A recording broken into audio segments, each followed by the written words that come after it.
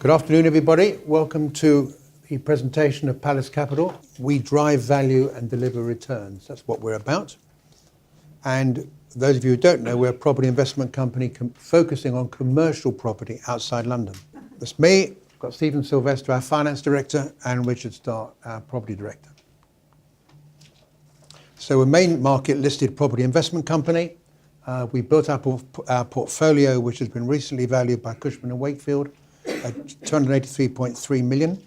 We are very disciplined about where we buy and what we do. Within these locations, our team select assets that provide opportunity for growth. This is what we look for, both in terms of capital value and long-term rental income stream. So the regional UK market is strongly supported by economic fundamentals. One of the issues is people down here don't realise it's much stronger outside London and in the north than you might imagine. And some people don't realise that until they actually go there. The regional economy is continuing to grow. Unemployment is low in the regions. It is less exposed to financial services in central London.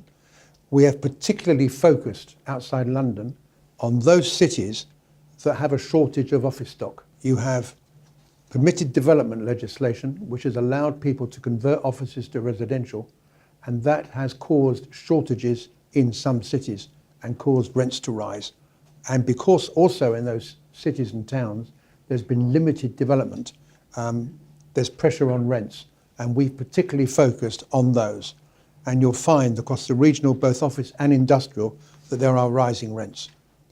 We have an active asset management team where we work our buildings, we refurbish where necessary, we talk to tenants, we are on the building all the time. Our portfolio is diversified. You'll see shortly, which Richard will show you, where we are. We're from Plymouth in the southwest to Newcastle in the northeast. One of our other USPs, which is very important to us, is we have made mainly corporate acquisitions. Of the deals that we've done about 12, 8 have actually been of companies rather than properties. The advantage of that is, firstly, it could be a very big saving in stamp duty, and we think we've saved between 10 and 12 million pounds in stamp duty by buying companies, because you pay 0.5% on the share value, but you pay 5% if you buy the property. And we are focused on that. The second thing is you also get inherent losses in some of the companies, which has been very useful. And thirdly, you get capital allowances. So we've got a very highly experienced management team. These are our highlights for this year. Total property return 5.3%. Like-for-like valuation increase of 1.7%.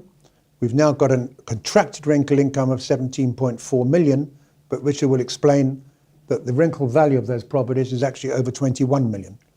Our big site in York, our 2-acre site, demolition is due to be finished within the next couple of weeks, and we are in touch with our bankers and with our contractor on the basis that we hope to start in early February of 2019. We only made one disposal in the last 6 months. We sold a building in Reigate for just under £1 million. We've done some lettings, reviews, renewals on 140,000 square feet, generating 2 million of annual income, 8.6% ahead of estimated rental value. Our occupancy remains high at 88%, and our WALT, which is the unexpired lease term to break, is 5.5 years. I'm now going to pass you over to Stephen, our financial director. We had a very significant year last year. We raised equity, a couple of major acquisitions, and at the very end in March, we moved to the main market. As a result of that, we joined the FTSE Small Cap and All Share Index in May 2018. And just in terms of our financial highlights for this 6 months, is very much been a 6 months of consolidation. EPRA NAV per share up 1.4%. That's up to 4.21 pence. There's a total account return for the period of 4%, which is the NAV growth plus dividends. Gross rental income up to 9.2 million for the 6 months, so that's up 29% on the prior 6 months, and quarterly dividends or has been maintained at 4.75 per quarter. Just moving on to the balance sheet. So very important for us that we're positioned for growth. We're conservatively geared at 30%. Overall portfolio value up to 283 million. And as you can see, we've got cash in the bank. We've got a further 15 mil of undrawn facilities. And we announced last week we've actually agreed to sell the majority of the residential portfolio that we were holding, which was acquired last year as part of the RT Warren acquisition. So all in all, we've got the firepower, which means that as and when we find the right opportunities, we can act. This is our EPRA NAV bridging chart. So just to see how we've grown since the fundraise back in October last year, we had a pro forma EPRA NAV per share of 389p, and that has grown. And you can see the various elements that have delivered that growth.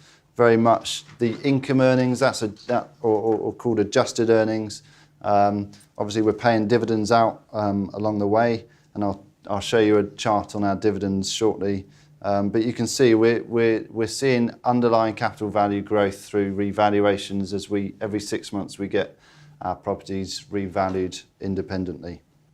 And moving on, growth in recurring earnings. So this 6 months, property income has increased 29% to 9.2 million per annum, and that's really a reflection of the fact that we made acquisitions last year, and now we're starting to see those come through in the P&L.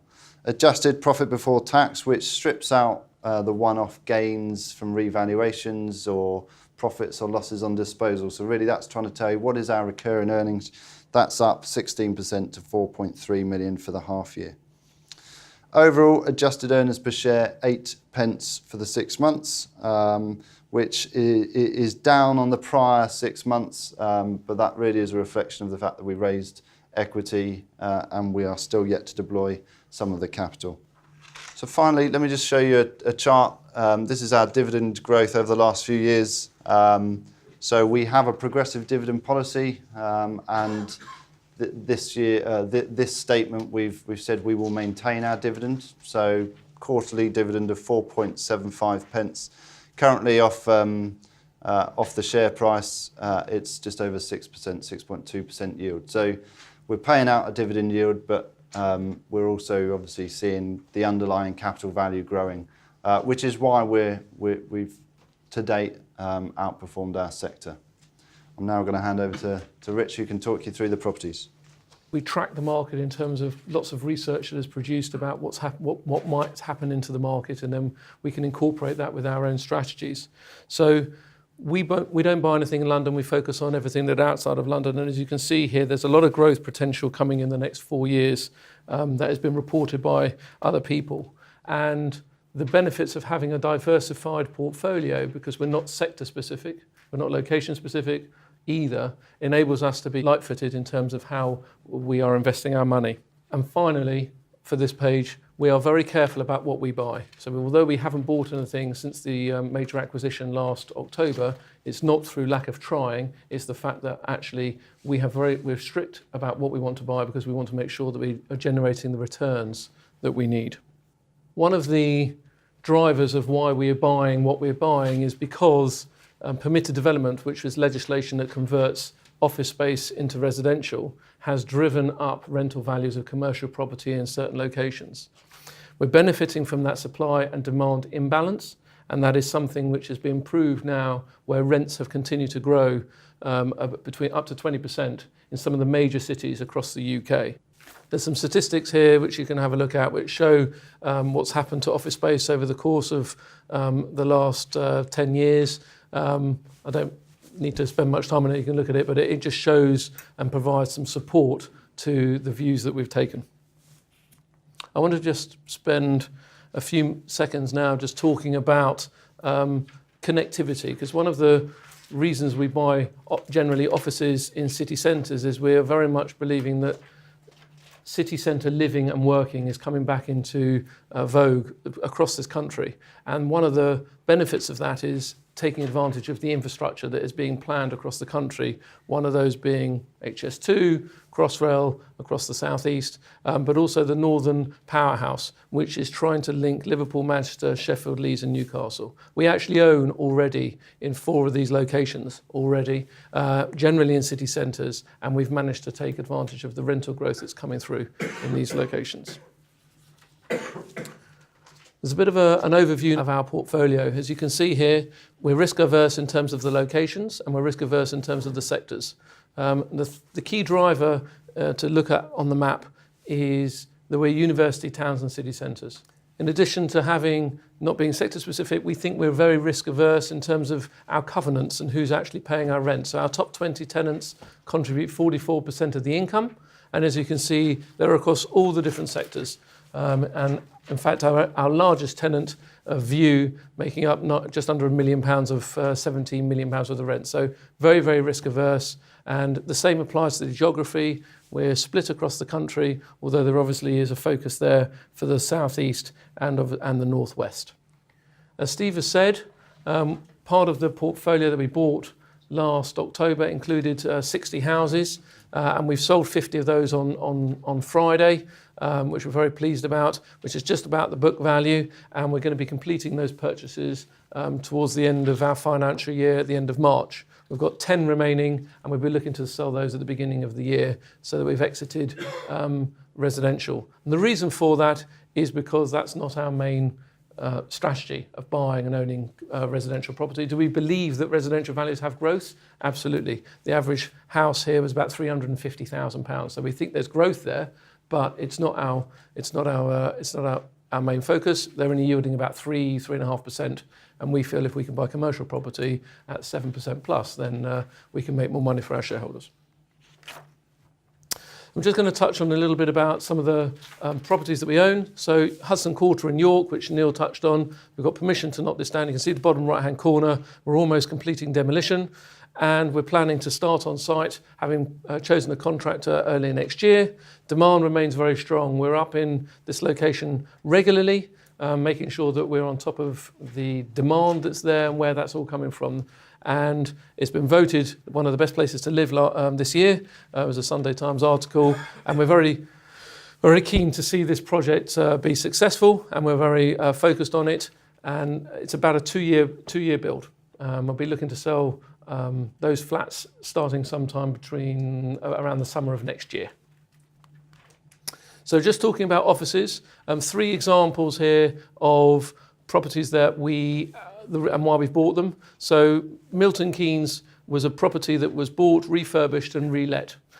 Manchester is a property that was in the process of has been refurbished, and we've let some of the vacant space, but it's a multi-let office building and there'll always be some space there. But rents have grown, as you can see, Manchester, the rents have grown from £12.50 when we bought it to £7 to £18 now. In Milton Keynes, we've specifically let some space exactly on the same basis of how the review will happen on the adjacent properties that we own in order to try and push the rents up on that one.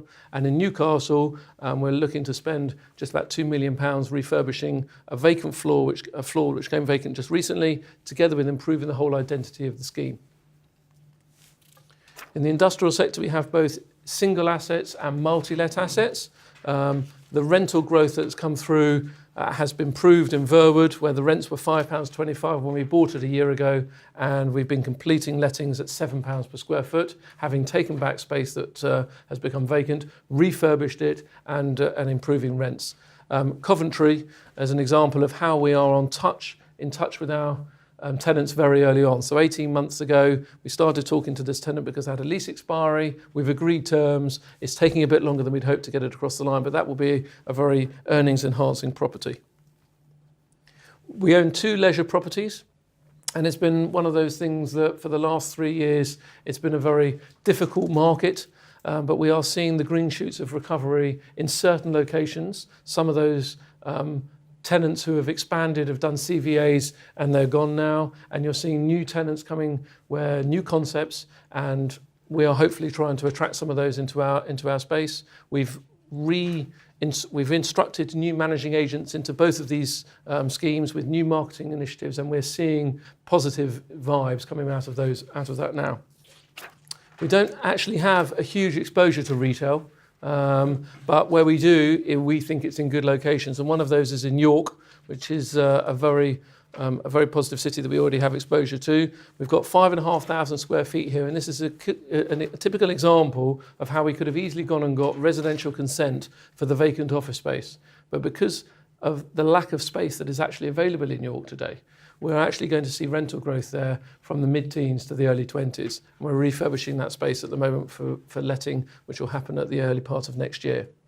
And I've put the Aldi in Gosport in mainly because there was 12 years to go on the lease, and we had a bit of extra car parking space which Aldi wanted, and we ended up renegotiating the lease for 20 years and increased the rent by over 17%. Now we'll keep that on the basis that it's got 20-year income with minimum increases, and it's a very sustainable income stream for us. So we think there's still very strong fundamentals in the UK regional commercial market. We think we're particularly positioned to do it. We spent the last 8 years travelling to the north, west, east and south, meeting agents, meeting local people all the time, meeting CEOs of local authorities, and we built up quite a good network. We continue to source off-market corporate transactions, which we think will continue. We will drive our income because we are asset managing, which is what we should do. This is very important, the patient approach to buying property. You sometimes have to sit and wait for the opportunity. You go for everything, but sometimes you're not successful because somebody's outbid you. But I'm a great believer that the tortoise won the race, and you just got to be patient. And we think if we're patient, we will get the return that we need. We're very confident that we can deliver continuing income and capital return, very experienced team, scalable business model, and we've got very big ambitions. Thank you.